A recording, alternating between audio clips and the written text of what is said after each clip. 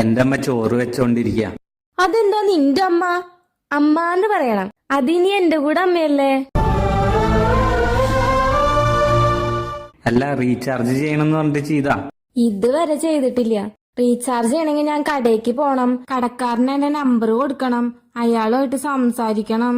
നമ്മൾ ലവ് ചെയ്യാൻ ആരംഭിച്ചില്ലേ, അതുകൊണ്ട് ഞാൻ സംസാരിക്കണ ഒരേ ഒരു ആൺകുട്ടി നീ മാത്രമായിരിക്കും. അതുകൊണ്ട് ഇനി 1 വർഷത്തേക്കുള്ള റീചാർജ് പ്ലാൻ നീ എനിക്ക് ചെയ്തു തരണേ.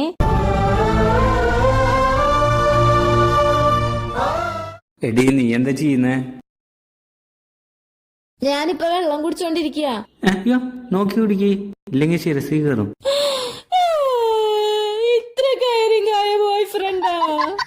ശരിടി, അമ്മ വിളിക്കുന്നുണ്ട്, ഞാൻ പോവാ.